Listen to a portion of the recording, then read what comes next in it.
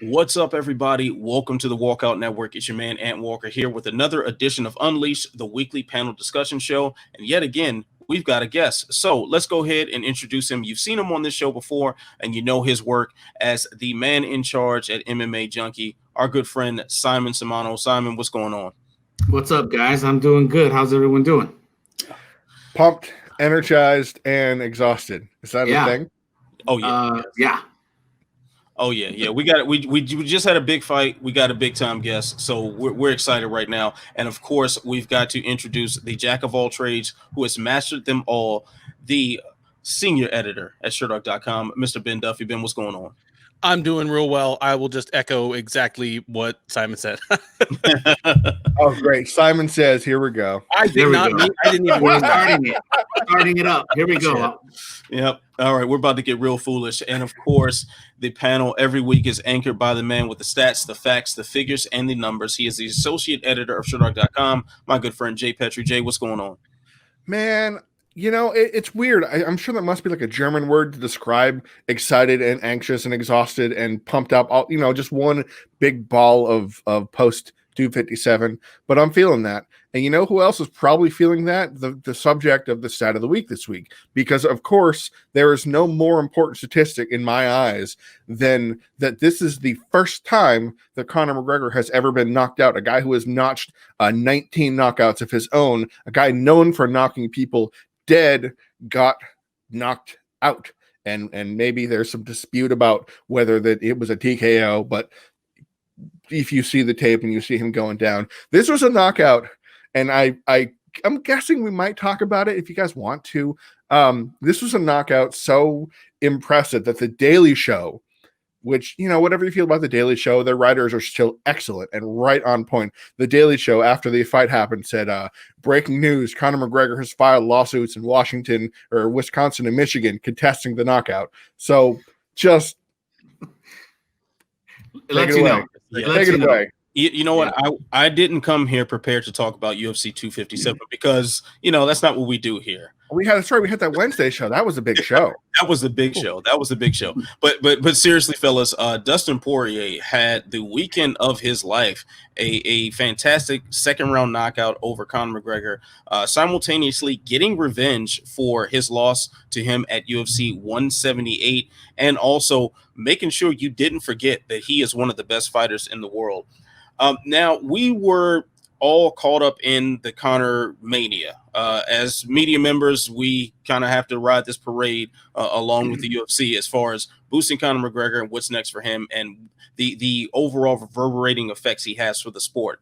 But now that the result presumably is not what the UFC wanted, do you think they're better off for this now that Dustin Poirier has now become the go-to guy for excitement at 155? I think I'll step on this grenade because I have a reactionary take that I believe that I would like you guys to argue for or against. I think the UFC is better off this way. And I think they are because Conor McGregor's star power did not really diminish despite the fact that he suffered his first knockout by any measurable regard. Like Sherdog's forums had the best days we've had in years. Traffic was through the roof. I'm sure MMA Junkie experienced a very similar phenomenon. It was a huge day because it was a Conor fight day, a meaningful fight, and not a fight where they go, oh, poor cowboy. This was a close fight that turned out the way it did. Now, in doing so, I believe that Dustin Poirier will get some of that star power rubbed off on him. Now, I don't know how much it is, but the guy who beat Conor will get that kind of push. I believe that because we've seen a couple examples of fighters that didn't have much in the way of draw power until they fought and beat Conor. Beating Conor is the operative word. Nate Diaz was a journeyman.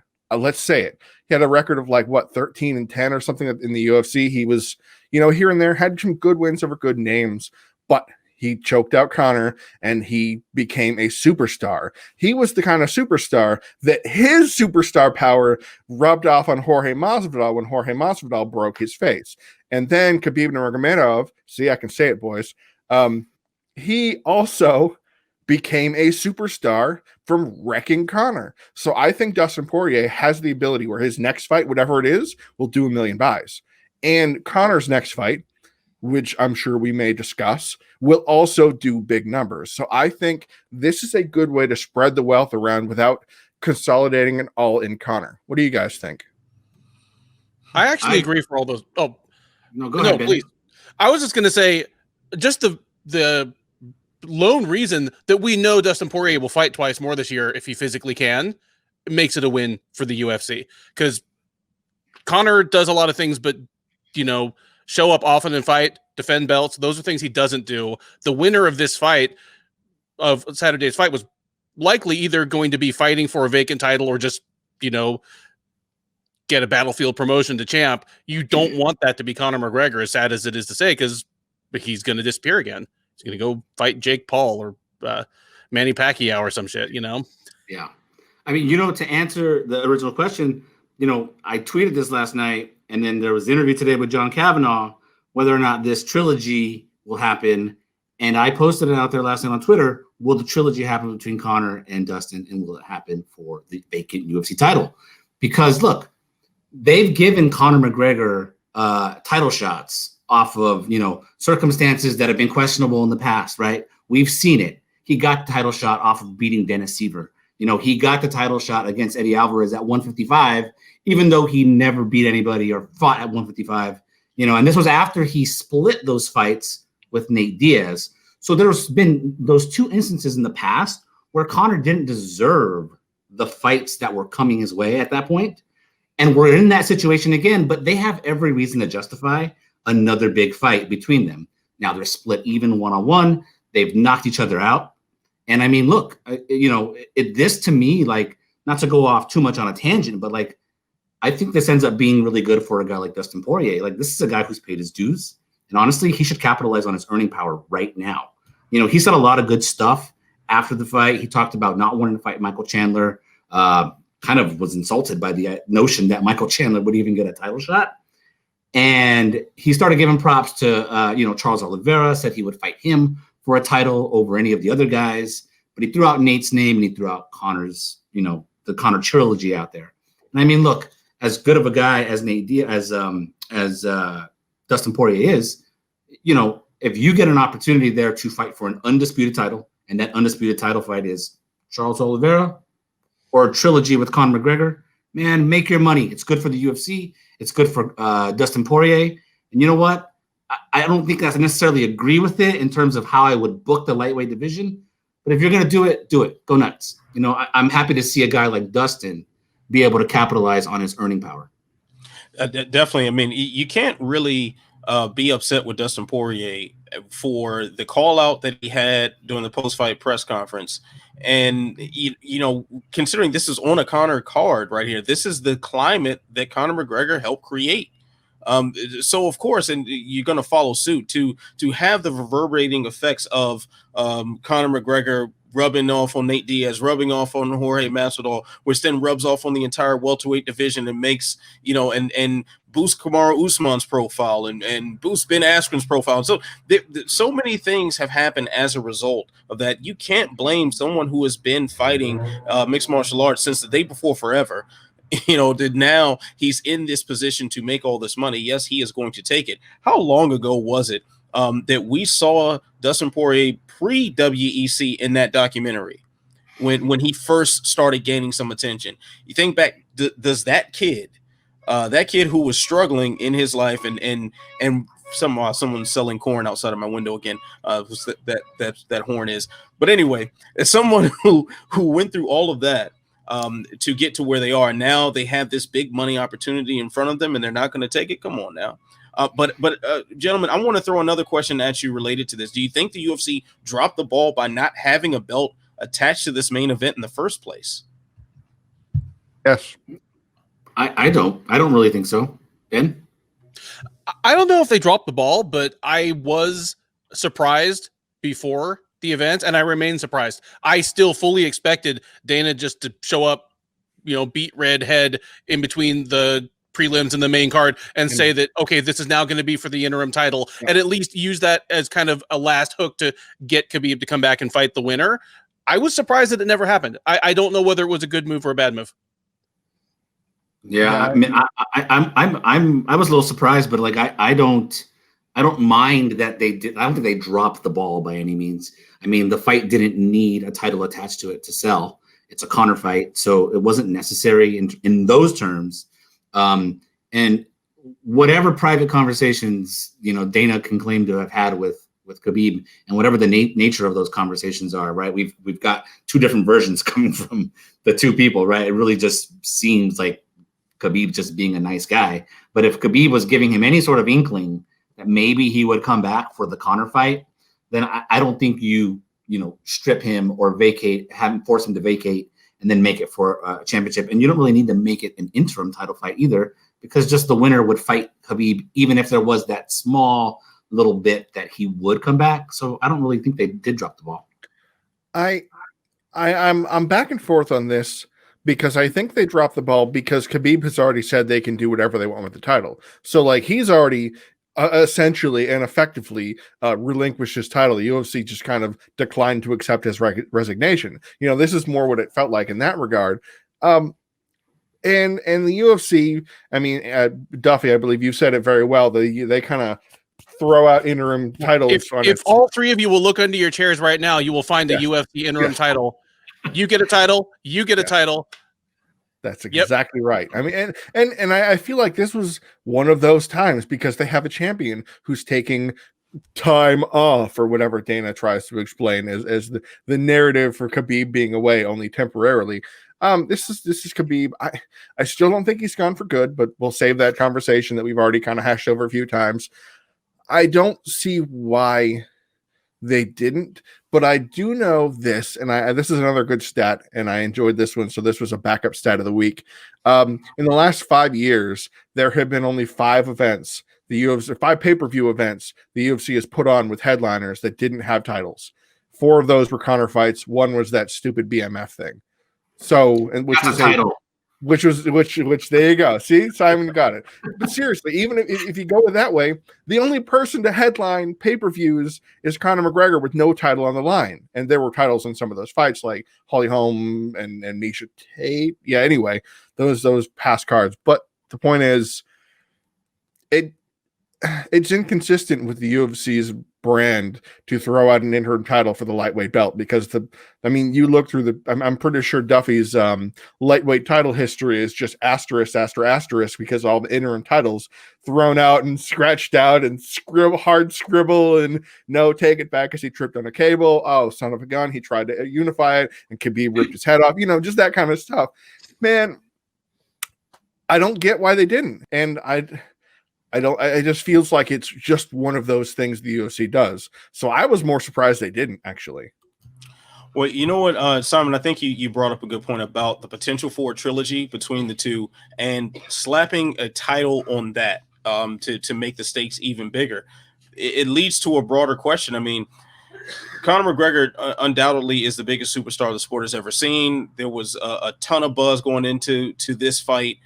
If there's any truth to the things that Dana's saying about how high this is trending, I know that's a thing he says a lot, but if we are to believe that it's in the top 2 or 3 pay-per-views of all time, or at least of the ESPN Plus era, big stakes on what Conor McGregor's next move is. What do we think the future holds for him? I'm starting to believe that it's going to be a trilogy fight for the title. I really do. Like, I really think that, and maybe part of me, in one sense, I want it for Dustin Poirier. I want Dustin Poirier to be able to capitalize on his earning power. And there's no better way to do that than in a title fight, pay-per-view points, Conor McGregor. That's the biggest way you can do it. But I honestly think that the UFC will find a way. Like, the way to justify it is pretty simple. They're 1-1. And it's the biggest fight you can make right now. Now that Khabib is going to be out of the picture, right? So if that's the biggest fight you can make right now, I think that's the fight that they will make. I think that's what Conor really wants.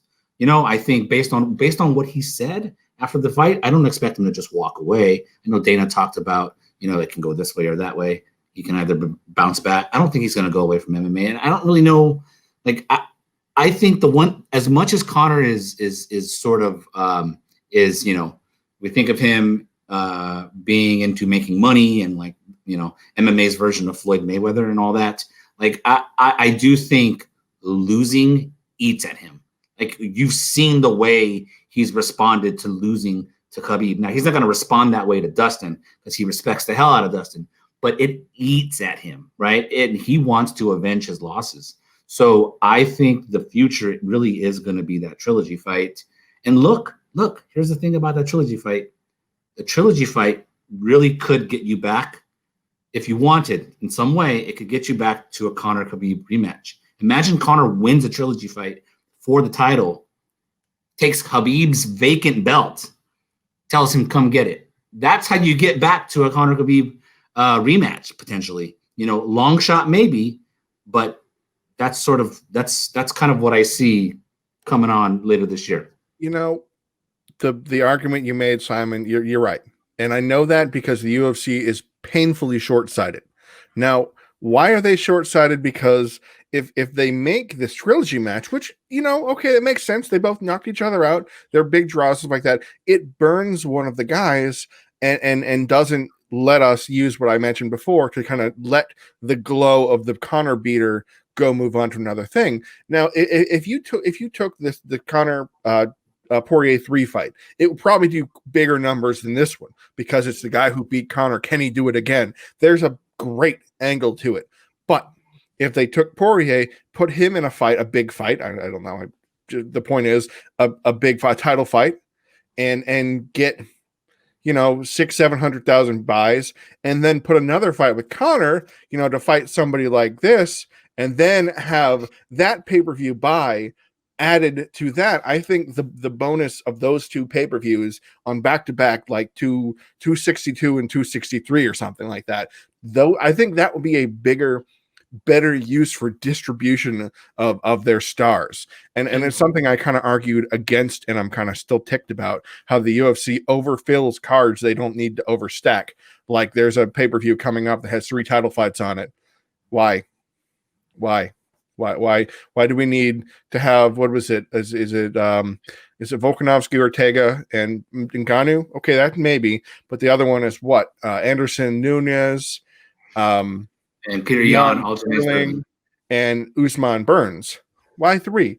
But I think the UFC would be better suited to let Conor go wreck Nate Diaz again, or get beaten, but let him go beat up Nate Diaz again, and then cash in on this, and then you can have that de facto bounce off tournament thing. And that, folks, is how we ended up with Charles Oliveira and Nate Diaz fighting for a UFC lightweight title. I am so ready for that fight, and Diaz is going to win by Gogo Plata. But don't you think you say the Nate Diaz fight that they should go with the Nate Diaz trilogy? I still maintain, I still maintain that trilogy is there for you. It's in your back pocket always. It is. And if the idea now is make it so that Conor can win, he beat him once. Do we think Conor's winning? And it was a majority draw. What happens if he loses to Diaz? Yeah, that's when I think you start to question his star power. Can potentially dim significantly, right? You can't lose to the guy who lost to the BMF, because people know Diaz as the guy who's the BMF who lost to Masvidal. So I feel like there's more risk there. Can I present to you then one quick alternative before Duffy interjects?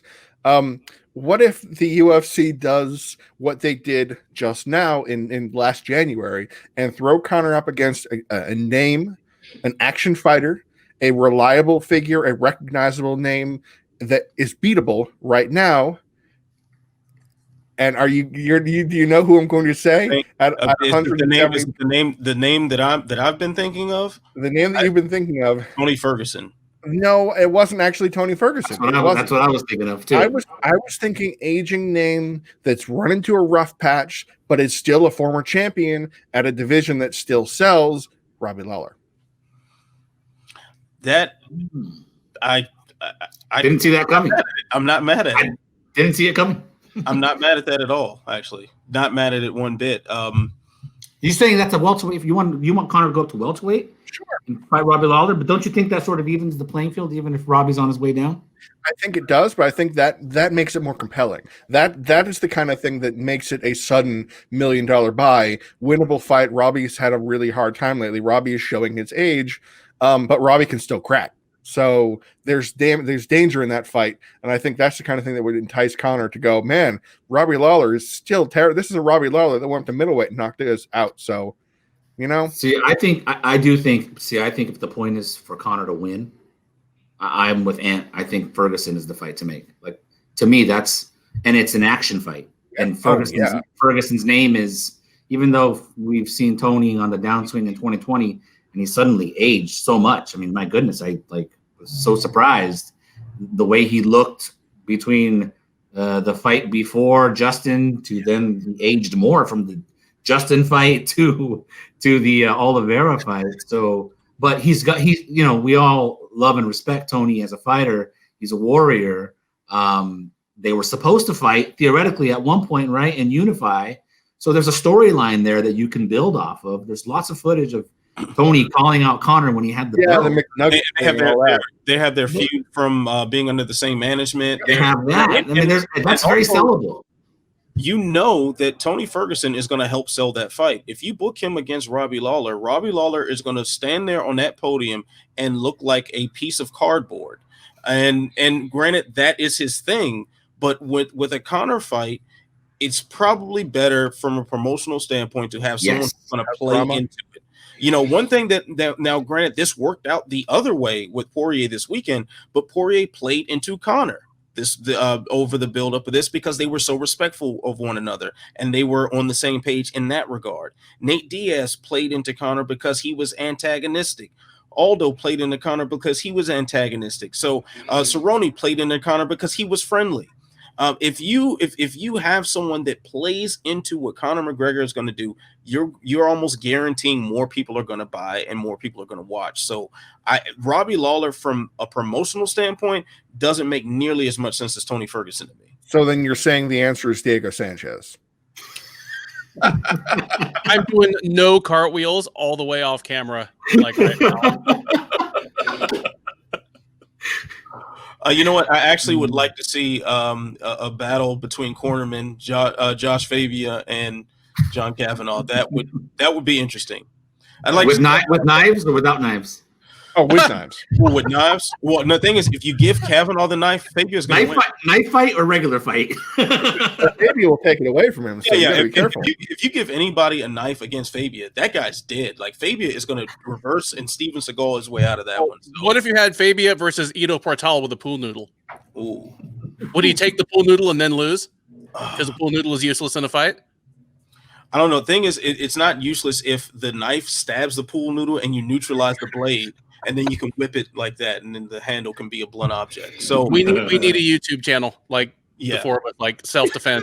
Break out the old Boss Rootin' pants and dang against the bar. All right, fellas. So of course, we did say a lot about what's gonna happen with the lightweight picture, and we talked about this very, very briefly. But Michael Chandler, man, he had a fantastic debut. Absolutely smoked Stan Hooker in the first round, defied a lot of people's expectations, mine included, about what he was able to do at this level against this type of opponent. A lot of people were calling for Chandler versus Poirier for the undisputed belt. Could be gone from competition, as it seems to be everyone but him will accept. Now, fellas, does that make sense to you? Do you want to see Chandler versus Poirier? Not yet. And I feel bad because I know I have personally witnessed almost the entirety of Michael Chandler's body of work in Bellator, so I know just how good of a fighter he is. I expected Dan Hooker was going to win the fight. I thought that Chandler would have issues with the range, and he did until he didn't. And that wrapped up that way. I feel it in my bones. There's just that one fight that I want to see, even if the other fighter is coming off of a loss. It's the action fight of action fights. I want to see Chandler take on Justin Gaethje and see who's going to hurt the other and see who comes out of it mostly unscathed. I just think that's the kind of, not a bull and a matador. It's a bull and the other bull's painted red. Like, this is just that kind of fight that just, there's no wrong scenario. There's no bad ending how it comes out. Like the winner is bigger and the loser doesn't lose a lot. And it's going to be a just, as long as it lasts, it's going to be maybe mayhem. their soul. I mean, well, you got Robbie Lawler in there. There you go. Kind of tie that all together. It feels like that kind of fight, like that. Like every now and then there's a fight that comes together and you get like goosebumps. You're like, ooh, this is going to be something fun. And I feel like that could be the Chandler Gaethje fight. That would be kind of a nice poetic fight to put together, considering their versus World Series of Fighting, championship legacies and other top level promotions. So I like it from that angle. Ben, what would you do with that title picture right now? I would be fine with Chandler getting a shot against Dustin Poirier if there weren't a better, more deserving option. It just so happens that the division at the top has a wealth of options right now, especially in the post-Khabib space that we now find ourselves in. I still think it's got to be Charles Oliveira, but if he weren't there in the picture, I'd be fine with Chandler. It's not as though it's undeserved. He is Bellator's the most dominant champ they've ever had, probably their greatest homegrown star, and he would deserve it based off of the performance against Hooker. But I'm fine with him against Gaethje or something like that. Yeah, Gaethje's coming off a loss, but in the post-Khabib world, losses to Khabib, like, they're gone. They're washed. Like, Khabib was the best. If you lost to him, that doesn't mean you're garbage. And everybody seems to have one. Yeah. I want to give Chandler a whole bunch of credit because I can't imagine the pressure that was on that guy's shoulders coming into this fight. I mean, it must have been heavy. And I know he'd been looking forward to it for so long, but when you talk and say the things that he had said outside of the UFC, especially those last couple of years, and he mentioned Khabib's name, and you'd see, if you pay attention to your guys' forums or our comment section, he would get smashed, blah, blah, blah, blah, giving him basically no credit because he's a Bellator guy. But the bottom line is that Michael Chandler's skill set is freaking it's awesome. It's amazing. Like, he's a great all-around fighter. So I give him a lot of credit for answering the way he did, because I thought going into this fight, if somehow this fight doesn't go his way, he gets knocked out or he gets finished or he looks bad, that guy's never going to win a UFC title. He's never going to fight for a UFC title, right? And so because I felt so strongly that way, and I'm happy that it ended up the way it did, I feel rather strongly that I don't think he deserves it off this one victory. I'm with Jay. I think Chandler and Gaethje is ridiculous, and it's awesome, and it's everything that I'd want to see in a fight. But the way this plays out is kind of dependent on what happens with Conor. And I hate to circle it back to him, but let's just say Conor, for whatever reason, he decides to drift off into boxing or fight Jake Paul or whatever the hell he decides to do. It's possible, right? If that happens and Dustin Poirier is in the driver's seat, which at that point he would be completely in the driver's seat, right? Like, he should be able to pick whoever he wants to fight. I'd say, yeah, those two guys fight, and I'll fight the winner for the title. Like, I'm okay with that. Like, because to me, even though Charles Oliveira is super deserving of it, the 8-fight winning streak, and especially these last 2 wins against Tony and Kevin, I honestly think he probably could use one more against somebody above him to get that title shot. But I would be less upset about him getting a title shot than I would Chandler. He deserves it over Chandler. Let me put that out there for the record. He deserves the title shot. If they're going to give it to somebody, it deserves to go to him over Chandler. But man, Chandler and Gaethje is just so tasty. It's so tasty. And if you want to make that a number 1 contender fight, I would be okay with that. Yeah, definitely good points. I mean, we say it time and time again on this show, and we've all said it in our own separate platforms outside of this one. 155 is such a field of killers. Any sort of mix that you can put together is probably going to lead to something very, very entertaining. Most likely something incredibly violent as well, which, because we're savages, we find that to be very entertaining. So yeah, great stuff there. Fellas, now, because we do have a noted journalist here who had boots on the ground in Abu Dhabi on Fight Island, Simon, I do need to ask you a question because you likely have insider knowledge due to the circumstances I just laid out here. Sherdog did not send anybody to Abu Dhabi. My outlets, MMA On Point and Body Lock, did not send anyone out to Fight Island. But Mike Bond, I believe, was there, right? And you had Farah as well? Mike Bond was there. John Morgan was there. Yeah, Fada was there as well. All right, so you've got three people that should be cluing you in what's going on here. Here we go. Was in the bag? What was in the bag that Ottman Azaitar's homie brought in through security, climbing balconies at the Fighter Hotel? Please let us know. I don't know, man. I don't know. I wish I had the answer. I have no idea what was in the bag. Nobody who was there on the ground was able to reveal to me what was in the bag. As I keep saying, what's in the bag? I'm listening to Brad Pitt in my head. What's in the box? What was in the bag? I have no idea. I honestly, and I couldn't even begin to hypothesize what was in the bag. I'd love to hear what you guys think was in the bag because I have no idea. It's such an insane story. He shimmied. Did he shimmy? I saw two separate interviews, one with Fada, one with BT Sport. And one, he shimmied across 4 balconies, and in the other, he shimmied down 4 balconies. What? He shimmied? I have no idea. As someone who grew up in an apartment building that I accidentally locked myself out of a few times where I shimmied. I shimmied up 3 stories on balconies before. I've done that. Wouldn't advise it, so kids don't follow my example. Don't be like me. But I did that as a child several times. I mean, is this not just the dumbest thing you've ever heard from a sport that consistently produces dumb people and dumb things? How do you lose your UFC contract by sneaking people into the quarantine bubble? What was one? This guy is Ottman Azaitar was a 13-0, I believe, 2-fight KO streak in the UFC. 2 knockouts to start.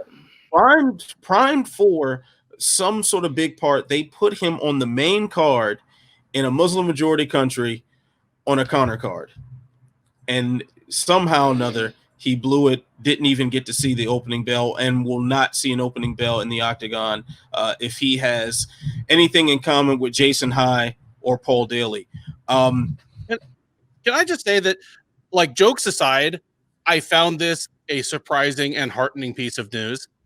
This is a fighter that the UFC had they had every incentive to sweep this under the rug if they could.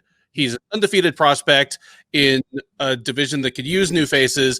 He's in the era when fighters, especially coming over from, Brave CF, have a certified pipeline to quick stardom in the UFC. The UFC needs stars. Its whole model is built on stars. To see them summarily dismiss the guy, and not just summarily dismiss like, oh, you're fired, but we are escorting you immediately out of the fighter protected areas. I found that heartening. Like, most of the people that I know in the media, whether they're very UFC apologists or they're the ones that Dana thinks just want the sport to fail, all they want is evidence that the UFC is taking its own protocols and taking the pandemic seriously in any way. And if nothing else, this is incontrovertible evidence that they are taking this seriously to some extent. That at their own expense, they enforced the rules. This is a far cry from under a year ago, the Instagram of like infected Jacare hanging out with Verdum and his team at the hotel, and fighters constantly saying, yeah, we can get away from the area and go hang out on the strip if we want. This is a whole different look from that. So I did find that heartening.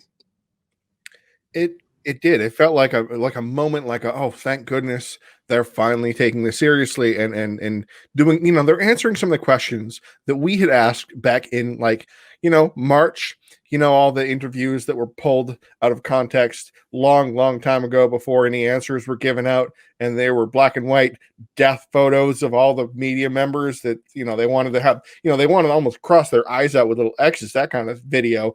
But I can't not think about what, okay, what's in the box? Yes.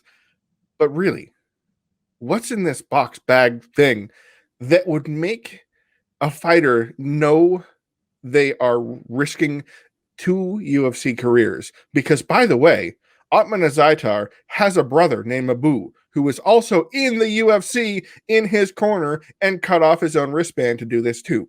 So this is a fighter who risked 2 careers. So what was in this bag? Which, by the way, was it like a Five Guys bag? Was it like a backpack? They didn't even specify. What could have been in this satchel that would have made it worth having to have it right just now before the fight? Because what do you need so badly that you're willing to risk all the things and break the rules that the UFC is pretty clear about, apparently? What could it have been? Like I don't want to play the speculation game, but drugs or money or weapons or something. Maybe it was Five Guys. Maybe it was Five Guys. And really hungry. Now I'm not picturing like the 7 box anymore. I'm picturing like Marcellus Wallace's briefcase. Yeah. Is that what I think it is? It has to glow when you open the bag. It just So big Kahuna burger. It defies description. It must be Kahuna burger with a free like a foot massage coupon inside. Yes. Like I just don't know what could have possessed him to go, I need this on Friday before before the weigh-ins. And I can't think. I honestly, I can't. I don't want to. I don't even want to speculate. Oh no! I don't. I'm just like, what? Yeah, what could it have been? Just to conceptualize it. To go. What do I need so badly that I need to make a non-affiliated cornerman climb up or shimmy up and down or shimmy till the break of dawn. I don't care. Shimmying around the hotel, climbing balconies to drop this off secretly. I mean, like, this is a guy who he had to change his clothes and still got nabbed, and yet this is a good idea. Let me ask you a question. Do you think? Wait, Ant's got a point. I just think it's so funny that the guy changed his clothes and thought that nobody would know who he was. like this is Grand Theft Auto or something. It's like, what? Like your stars go away when you change your clothes. Like, no, that's not how this works. Apparently, this happened across from Dan Hooker's room. By the way, you saw his tweet. Yes. Yeah. He said it was, he's the guy to ask. Apparently. If this is the kind of hotel that I believe it is, there are outside exterior cameras. This excursion carrying his carry-on bag is on camera somewhere. So we need, like I think I asked Mark Ramondi, the public demands to know. It's just it's too not only is it a salacious story, but really, what the hell is in this bag? Yeah. Do we all agree that it's probably something just mundane and ridiculous and stupid, like a bag of snack food or some shit? Probably like Pokemon cards or something. I'm wondering if it's like an IV bag or something because he's cutting weight. Something not lethal and dangerous, but still against the rules. I don't think it's like brass knuckles and it's going to start an international incident in the hotel, but just the mind boggles. Given Azaitar's promise, he goes to another promotion and he continues to dominate and restores his whatever he's on the cusp. You think the UFC would bring him back? Would you be surprised if the UFC brought him back? Yes and no. I think it would be. I mean, it really depends on what mood Dana's in, because he clearly doesn't take the COVID protocols as seriously as a lot of others do. I mean, he's openly not wearing masks and whatnot, despite what everyone else is doing. No need to get into his political affiliations and what that translates for as far as COVID response. But he's also booted fighters for much less dangerous things, and brought back people who've done worse. So he's so all over the map. Like I referenced Jason High and Paul Daly. I mean, Paul Daly, despite the success he had after getting booted out of the UFC, was never welcome back. Yet we have seen post-fight brawls take place, and all the participants are welcome back into the Octagon just months later. They're not welcome back. Jason They're given promo packages to sell the fights with them. This is why I asked the question. This is why I asked the question. You know, Jason Hyde shoved a referee. Dana didn't even see it, booted him, and not too long later, Roy Nelson kicks a referee in the ass. Kick Big John. Kicked John McCarthy in the ass, literally kicked him in the ass, and there was literally nothing said about it. So it really depends on his mood. Zubaira Tukhugov committed assault and battery in the wake of the biggest events in UFC history. Yep. Then he's back. He's still fighting. He's still fighting. Right. And he also tweeted out smiley faces when a post-fight brawl happened to a competitor involving his own fighters. So we really don't know. I mean, it's anybody's guess. I just say it depends on his mood. I'm gonna say no. I'm gonna say the UFC is going to try and send a message here and try and get on a high horse, and I think they're going to. Dana's going to, especially if the contents of the bag comes out and it's something. I mean, that might have something to do with it if it's something heinous. Maybe that's a good point. But we got to know what's in that bag. All right, fellas. So let's move quickly to our swing or miss for the evening. Michael Chiesa, a threat at 170 pounds after defeating Neil Magny. Simon, swing or miss? That is a miss. I don't think Michael Chiesa is a threat at 170 pounds. And look, he basically kind of admitted as much after the fight with his call out of Colby. Was very aggressive in the cage, but then he goes back, and I give him so much credit for even calling out Colby and being able to acknowledge, this guy's a bad style matchup for me. I shouldn't win. I shouldn't on any given Sunday. I shouldn't even be able to hang with that guy. So the fact that he can acknowledge and recognize that, I mean, that means that translates over to Usman, translates over to Burns, translates over to other guys in that division. Can he sniff the top five? He can sniff the top five, but I don't know that he's necessarily a threat to be a champion. And I don't mean that with any sort of disrespect. I think Michael Chiesa is a great fighter. He's a good person by and large for the MMA community and for the UFC, but it's a miss for me. Good dresser too. Jay, swing or miss? Michael Chiesa is a threat at welterweight. It depends on the definition of the word threat, because if we mean threat like threat to win the title, no, because he's got to go through Kamaru Usman and that's a tall task, especially given his specific skill set that Kamaru Usman has displayed on many occasions. He's better at. This is a very difficult situation he arises in. But at the same time, I think he could be a top 3 fighter. Why do I think he could be a top 3 fighter with advantageous matchups? Now, if he gets the Colby fight, which, by the way, UFC fighters, I'm pretty sure this is totally anecdotal, but I'm backing this up with statistics and facts, that call-outs get you the fights you ask for on the microphone way more than they used to. So I would say Colby Covington he has not been called out in a while. Chiesa will probably get this fight. But I don't want to see him fight Colby Covington. I want to see him fight Damian Maia. I want to see how that fight would turn out, because that would give you a real test as to, the levels of this game, like when Damian Maia fought Gunnar Nelson. And we went, oh, okay, that's how these things are.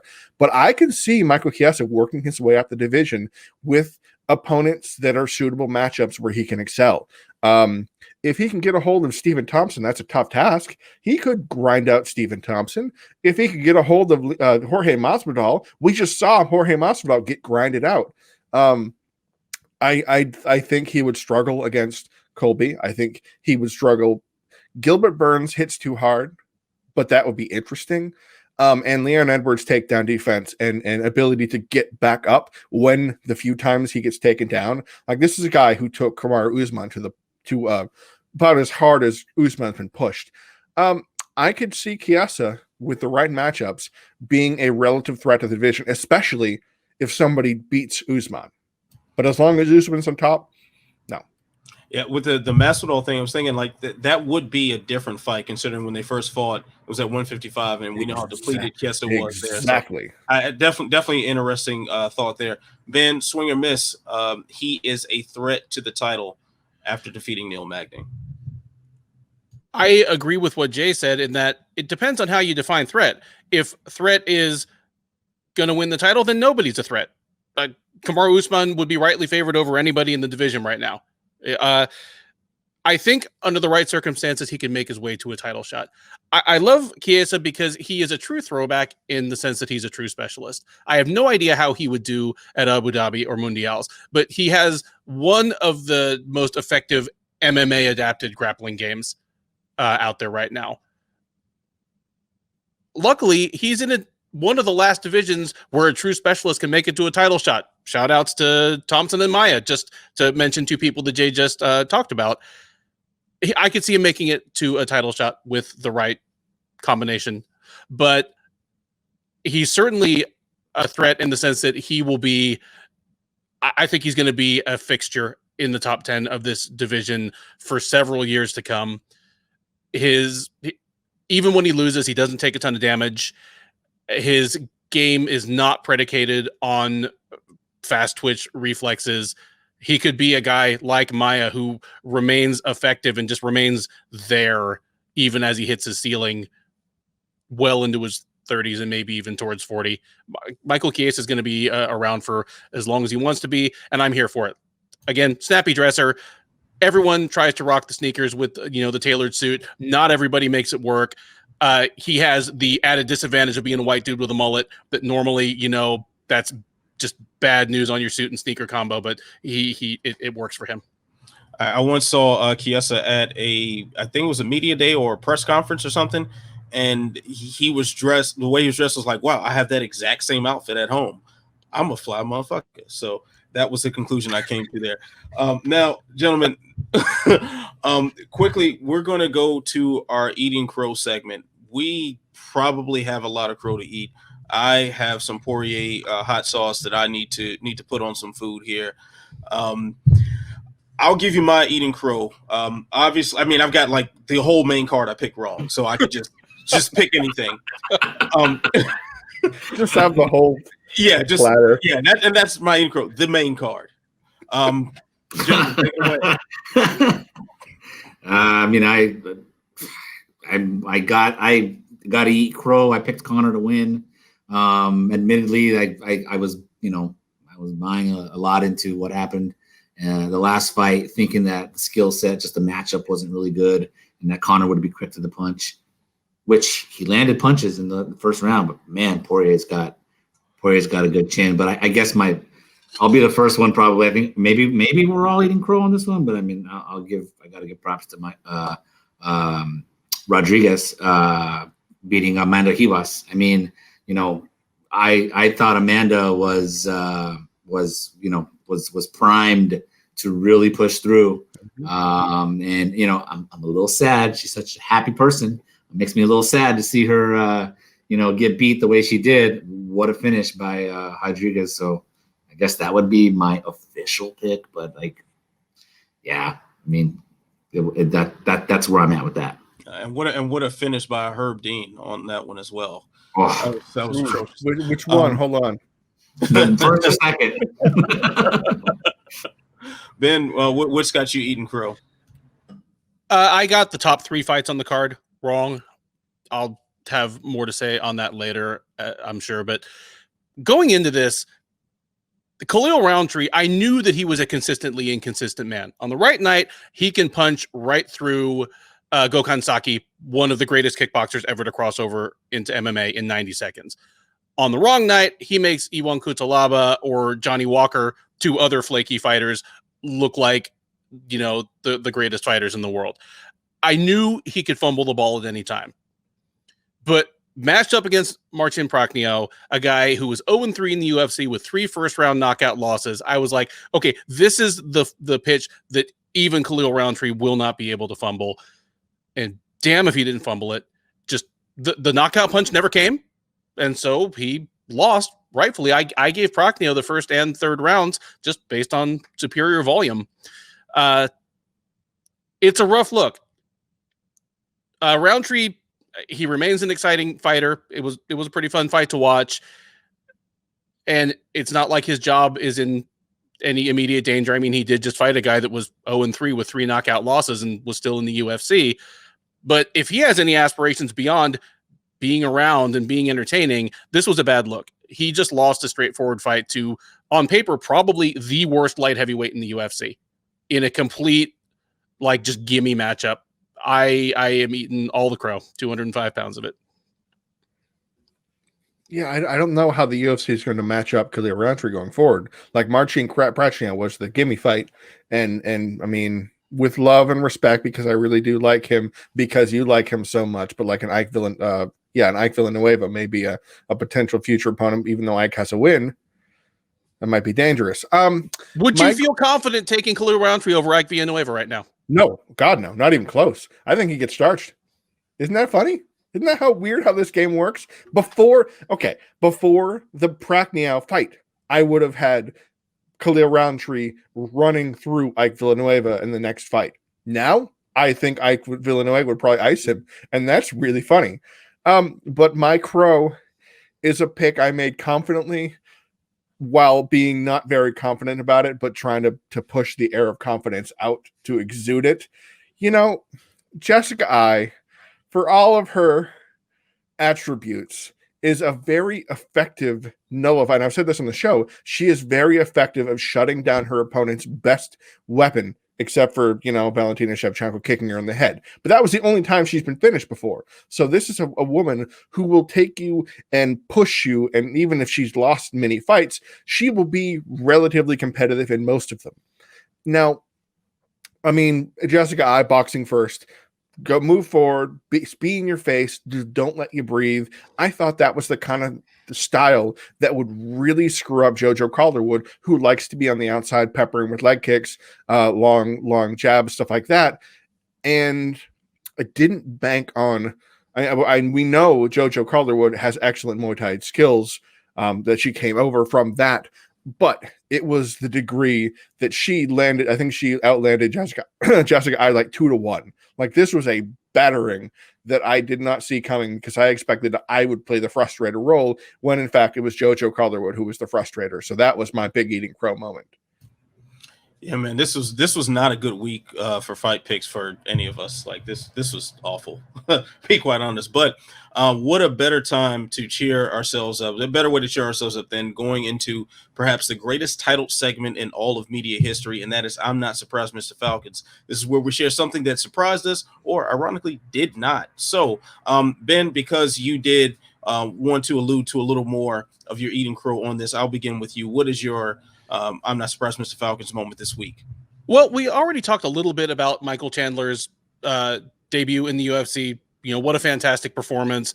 Put himself at least in the discussion of a title shot, even if none of us seem to think he should or will get it. He's in the conversation in a way probably none of us anticipated 3 days ago. But there's a limited number of fighters who have come into the UFC as sitting champs or former champs from another major organization and have come in with championship level expectations. And the UFC, typically, they're not too diabolical in matching these people up. They'll usually match them up with a top 10 fighter. And if they win impressively, they'll probably get a title shot within a fight or two. It's not diabolic. It's not calculated. It's just, that's how they treat them. In the entire history of fighters coming in with those level of expectations, Chandler probably turned in a top 3 performance by blowing through a top 10, if not top 5 fighter who on paper was a bad style matchup for him, just a long, lanky out fighter who was younger, by just blowing through him in 2 minutes and then channeling Ric Flair on the mic. I place him top 3 all time. He's up there with Anderson Silva knocking out Chris Lieben and playing air guitar, and Justin Gaethje knocking out Michael Johnson and doing the backflip off the top of the cage. Which Chandler did, by the way. Yep. It doesn't mean anything for his future. I mean, look at Shogun, who is, UFC debut. He bounced back from that and won a title. You can argue that the best part of his career is after the Forrest Griffin loss. But I'm completely surprised. I didn't expect to be thinking or talking about Michael Chandler in the way I am today, even though in my heart of hearts, I think he is a top 5 lightweight of his era. I wished he had come over to the UFC 2 years ago when he last re-upped with Bellator. And I thought now at 34, being a guy who has so heavily depended on his speed and his just incredible fast twitch athleticism, I thought it was just a tick too late. And now I wonder if it is. I don't know if he's a future UFC champ, but he is an exciting addition to the division in a way that's, I would not have expected. I am surprised in the most pleasant way, and I'm happy that it kind of, it's the rising tide that elevates all ships, because, hey, there's a guy sitting over there in Bellator right now who flatlined Chandler, and maybe we'll get a little more shine in the discussion of the best featherweights on the planet right now, and that'll be Patricio Pitbull.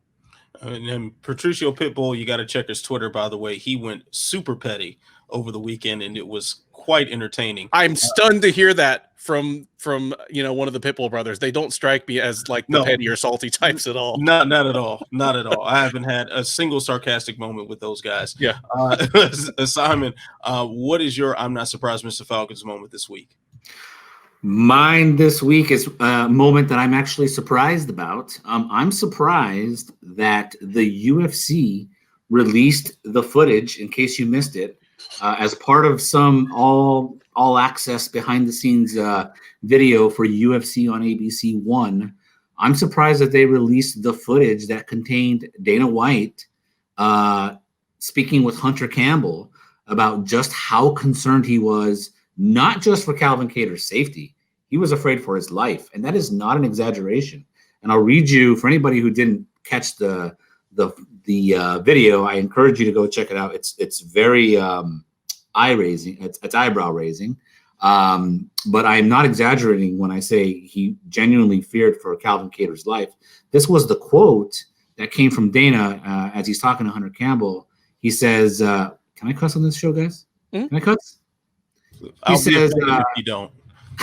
He says to Hunter Campbell in between rounds 4 and 5. Now, you remember, round 4 was where Kattar was in some serious trouble. He was wobbly, and I think that's where everybody thought that fight should have been stopped at that point, if not maybe some point in the 3rd round. But in the 4th round, it got really bad for Kattar. And so after that round ended, if you watch the footage, this is what Dana says. He says, quote, "He took so much fucking punishment in this fight. I'm freaking out a little bit, man. I don't like it. This reminds me of the kind of fight where the fight's over and he walks on back and fucking dies. I think that Herb Dean should have stopped it in the 4th round. He was wobbling all over the fucking place." And he went on to also tell Hunter Campbell, make sure that when this fight's over, no stopping, no talking, get this kid in an ambulance and get him the fuck out of here immediately. That is some serious footage that I would not expect the UFC to release. Now, I think the UFC's thinking in releasing this footage is that it paints Dana as a guy who cares about his fighters. From a PR standpoint, that makes a lot of sense why you would release that footage.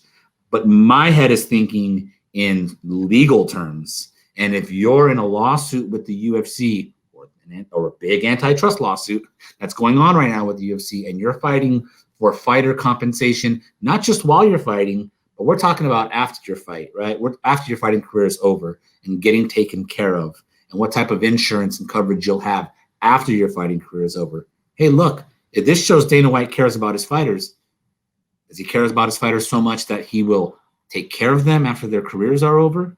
That he won't just stop taking their phone calls, at some point? Like, that to me, I'm just really surprised that the UFC put it out there. That's what I think their thinking was, that it paints Dana as a guy who cares about his fighters. But to me, that's the kind of footage that could come back and kind of haunt you in any sort of future potential cases. I think about the NFL parallel with concussions and how the NFL wiped any sort of glorification of hard hits. They made the ESPN pull, their jacked up segment. You guys remember that several years back? And those sorts of things. And there's a reason why, because it paints them in a certain light that if these fighters, these players are coming back to us and suing us to take care of them after their careers are over, what leg can you stand on, you know? So I really am surprised the UFC released that footage. And I'm also surprised that Ant is not with us anymore. You knocked him right out the call. It's a heartbreaking story, to be honest. It's worth noting that while it is not the function he performs for the UFC, Hunter Campbell is an attorney. I'm sure he was just cringing. Oh my God. I've got to think so, right? Yeah. So anyway, that's my moment for the week. I'm just really surprised that that happened. It's compelling stuff, and you know, we'll see if this factors into anything down the line. It's so soon after the Spencer Fisher story broke, Yeah, too. It's really such a juxtaposition there as far as how Dana showing concern and previously didn't, according to that article. Jay, what is your I'm not surprised Mr. Falcons moment this week? Well, it makes you think that Dana might have read that article and went, "Oh crap." You know, I really do want to be surprised and or not surprised that BJ Penn was arrested on suspicion for another DUI. But that's all I want to say about that segment. So I'm not going to talk about it any further because it hurts my heart. I am surprised that the UFC didn't see an international travel ban coming for coronavirus. Now, this is a recent development. New President Joe Biden signed an executive order that will re-implement the international travel ban and force what it looks like. I haven't actually read the official word yet. It needs to come out anytime it's ready. That essentially will people traveling from like something like 25 or more countries, including Brazil and basically all of Europe and possibly other countries, and South Africa as well. But there's only a few South African fighters we have. International travelers will have to test negative for COVID and self-quarantine for 14 days.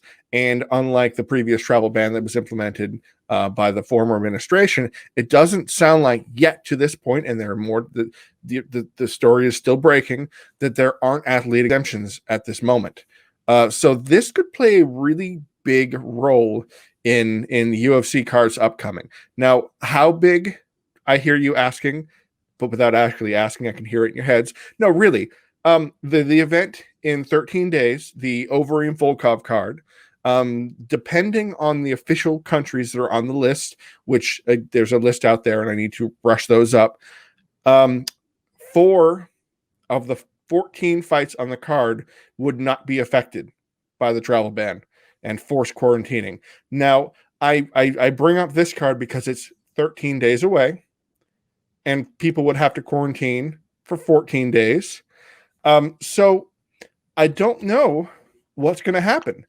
And that's a very rare thing that we look at this, and I spoke to colleagues about this, where we're not sure what the UFC is going to be able to do, because it sounds like it might be both a negative test and a mandatory quarantine, kind of like what Dan Hooker was dealing with when he came over. When he has to go back to New Zealand, he has to quarantine. He basically has to quarantine for a month, all told, for travel.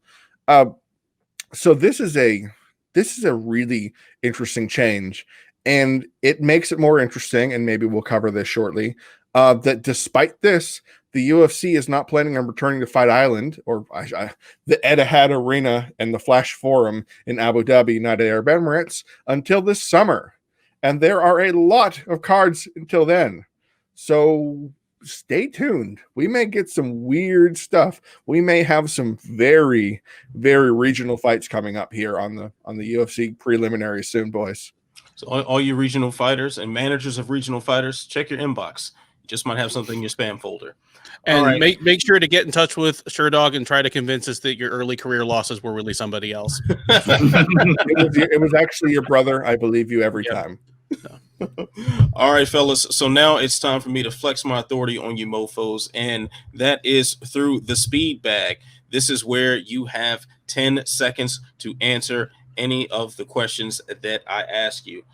So let's go ahead and start with you, Ben. And we're going to keep this round robin. It's changed a little bit since you were last on, Simon. We do a round robin, so make sure you listen for your name to be called. Why do you think the UFC only put on 3 events in Abu Dhabi to start off the year before heading back to Las Vegas? I think the compensation dollars from the Emirates tourism board are probably drying up, and this is all a plot to keep Dricus du Plessis out of the title picture in the middleweight division. Jay. You know, I feel the same way as Duffy. I think that the money that the UFC was promised isn't there, and that it's now become expensive to hold events in Abu Dhabi. Simon. Guys, echoing my exact sentiments. I really think it's an expense issue, and it's not so cheap to just do this for 5 weeks at a time. All right. Nice ones. Okay, now, Jay, you're going to start this next question off.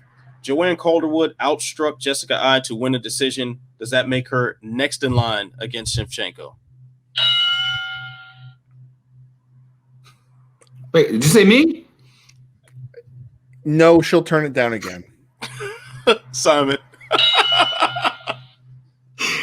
I think it does. I think it does make her next in line for Valentina. If for no other reason, I want her to fight Valentina because I was so heartbroken that she took the fight last year.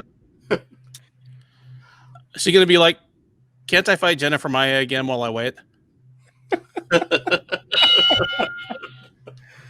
All right, next question. Simon, you're going to begin this one. Nik Lentz retired after his loss to Mazar Evloev. There we go. I got it.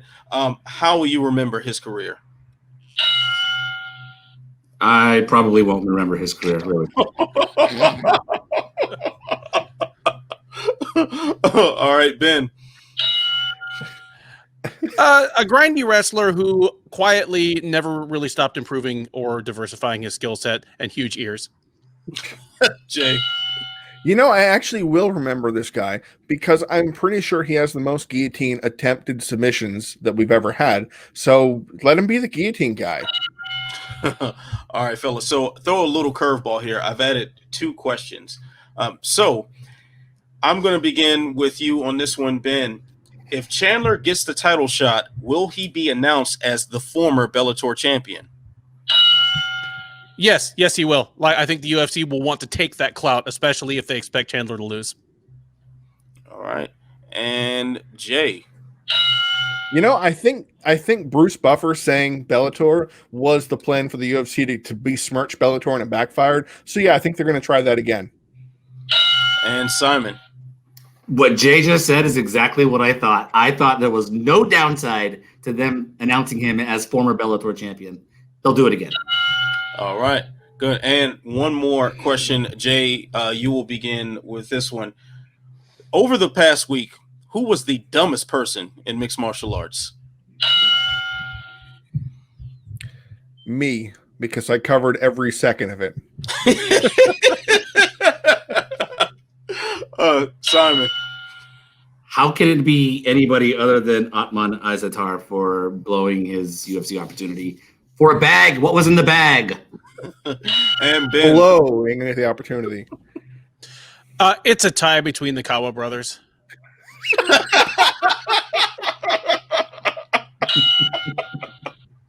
All right, fellas. So we're going to switch the clock over to me. I'm going to have 30 seconds to answer the first 3 questions in succession. I'll have to give myself a little extra time to get the others, but whatever. We changed up the rules, so it's all good. I like now, first question for me. The clock will start after I read the first question, by the way. Why do I think the UFC only put 3 events in Abu Dhabi to start off the year before heading back to Las Vegas? I really don't know. I'm sure Dana holds a lot of sway with Nevada, and they probably just want to be home at this point. Abu Dhabi's a long way away. Calderwood probably would be in line for Shevchenko next after Andrade, but at this point, doesn't really matter. And Nik Lentz, how I'll remember his career, this is the guy that shouted out Brett Kavanaugh. That's what I remember. Why, bro? Why'd you do that? All right, here we go. All right, so I guess I'll start it again for this next 2 questions, and I'll just That'll work. Yeah, just do that again. Okay, so if Chandler gets the title shot, will he be announced as the former Bellator champion? I think if they think he's going to win, then he won't be announced as a former Bellator champion. But I imagine that they would predict Dustin would beat him, therefore he would be announced as former Bellator champ. And the dumbest person in MMA has to be Abe Kawa this week.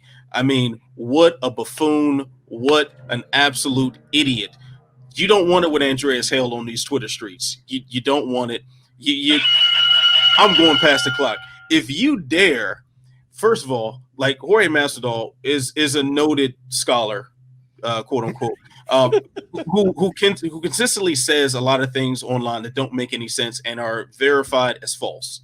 So to back him up with more falsehoods, just stupid. And to battle someone who consistently has their facts in order, just no. It's not you, player. Let it go. Continue mismanaging fighters. Continue getting them underpaid. That's the best thing you can do. All right. This is the same guy who actually was arguing with friend of the show, Matt Hunter, about how John Jones was not underpaid. So there you go. If you are trusting, he also thought it was. Oh yeah, go. Don't forget, Mike Perry is breaking barriers. Yeah. Mike Perry changing the game because he's saying the N-word. If this is a phrase that has left your mouth, please shut the fuck up forever about anything related to a civil rights activist. Don't say a word. Just shut all the way the fuck up. Sit down. Thank you very much.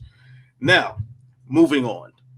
We don't have a huge card going on this weekend. We did have a marathon of 3 fights in relative close succession. So does this mean we're taking the weekend off? And Jay and Simon, I really want to direct those questions to you first. Jay, I know you do play-by-play for everything, and you're kind of a maniac, so you watch it all. And Simon, you are heading the ship at one of the biggest sites dedicated to this carnival sport of ours.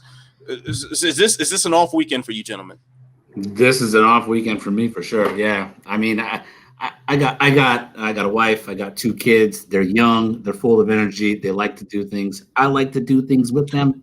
So, whenever that opportunity, the rare opportunity comes when you don't have to work fights on a Saturday, big fights, whether it's UFC or Bellator, I tend to unplug. My staff knows that. I'm always available, but I do unplug when I get these opportunities.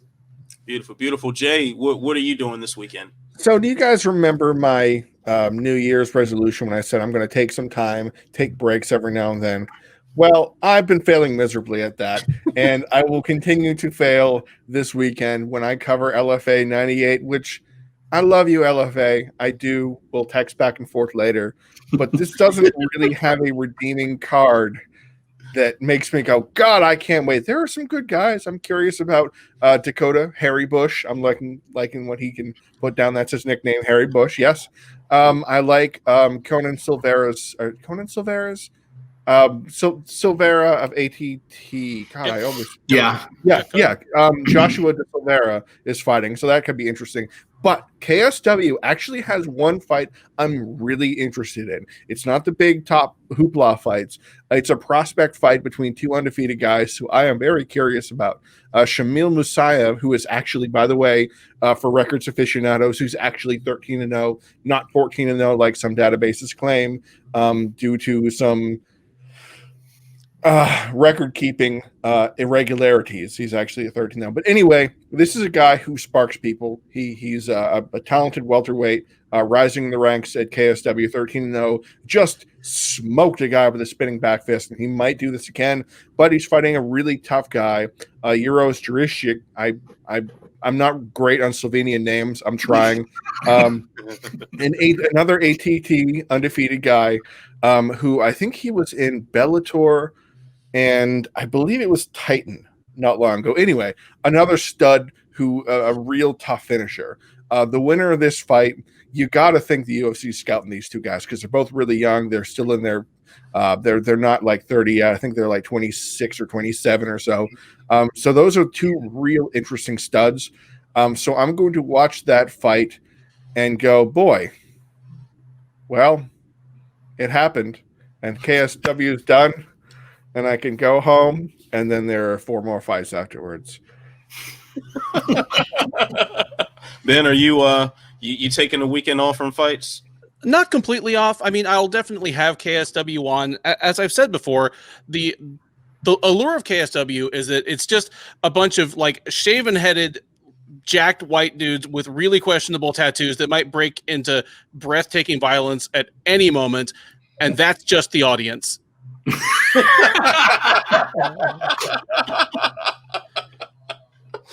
Oh, yeah, I don't even know where to go after that. Well done, sir. Well done.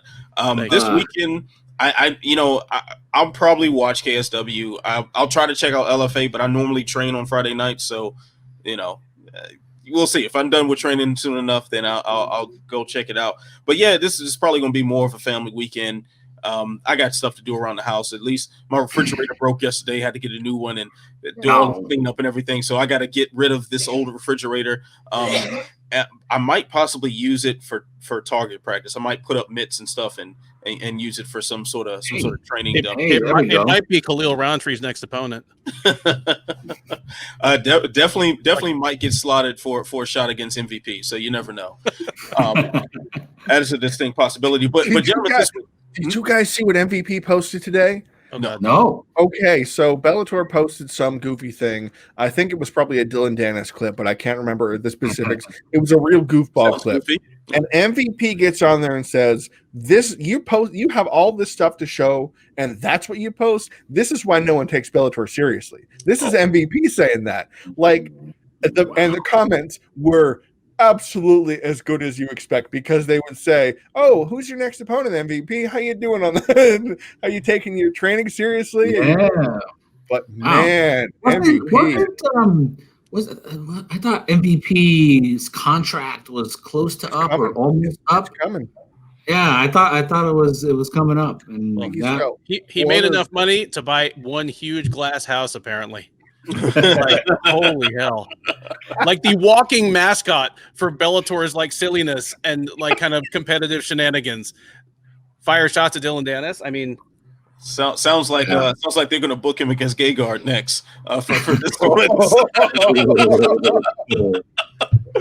Oh man. Well, because we do have some extra time, there won't be a UFC event with 16 fights keeping us glued to our televisions and our laptops.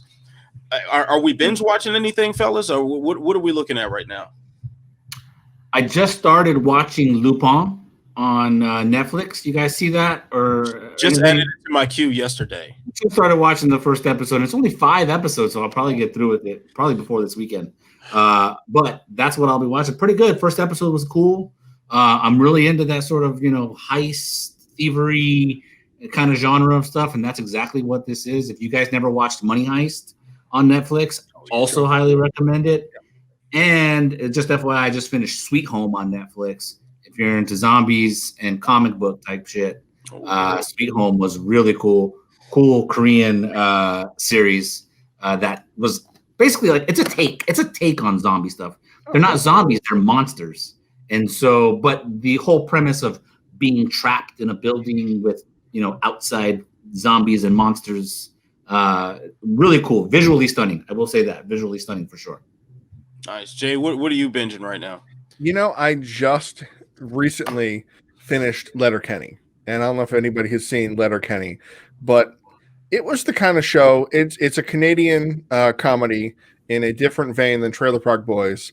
It's a bunch of people in rural Canada that are very, very quick-witted somehow, and everybody riffs on everything, and it's very well written and very fast-paced. And it's kind of funny that you can't really binge watch it, and then I accidentally did, and it's a lot of running jokes and recurring things and back and forth and kind of clever lines. It's so very clever. I will put it that way. And there are some good lines. There are things I've slipped in that you wouldn't know because it's a reference I dropped. But it's a good show if you're looking to kind of tune out and be like, wow, people are really clever. Nice. Clever. Ben, any streaming recommendations you got there? Well, as far as binging goes, like typically, my wife and I are in the same room, and I'll be working or playing a game or something, and she'll be watching a show, and I have enough, brain split to be able to follow it. She's been binging The Americans, which I mean, that show is stressing me the fuck out, but I'll be listening, and sometimes I'll have to turn around and be like, okay, show me who's getting killed. Or show me who's fucking now. But that's been really good. I'm really frustrated because I binge caught up to American Gods, and now I have to actually wait a week for each new episode to come out. That's super frustrating, but it's rare for me as somebody who loved a book to also enjoy the TV adaptation. Like, I checked out of Game of Thrones about halfway into season 2, but American Gods has been everything so far. It's been really, really good. What season of The Americans are you on? I believe we're halfway through season 4. Oh, okay. Well, there's one more I want to recommend. It's on Netflix. It's a show I've been just getting into. I'm in about the second season or so. I think it's got about the fourth. What is it? Is it your fourth season? I know what you're gonna say, Jay. Don't you do it? Don't you? And it's this crime show about this family who finds themselves having to leave and flee to help out a. And we're done with that.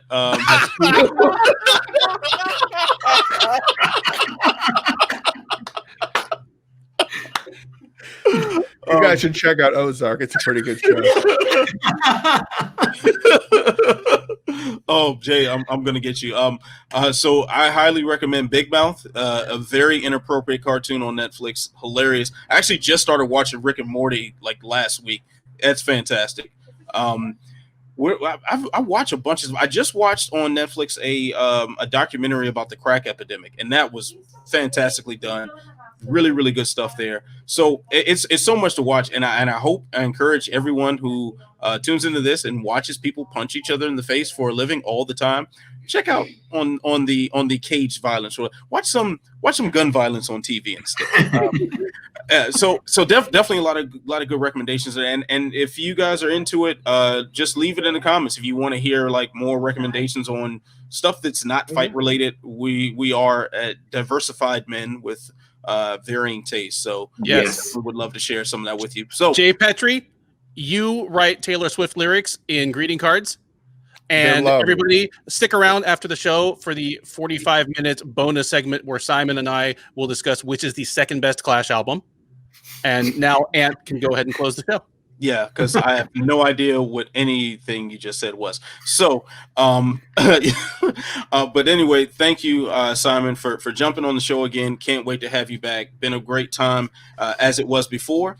Jay, Ben, as always. You guys. Excellent work. Thank you. So you can follow all of us on Twitter. You see our handles down below through the magic of post-production. And let's see what else. Like, subscribe, share, tell a friend to tell a friend, tell that friend to tell 10 more friends. I'm Ant Walker, the Body Lock and MMA on Point. That's Simon of MMA Junkie, Jay and Ben of Sherdog.com. So stay beautiful, stay positive, and stay sexy. I'll see you when I see you. Peace.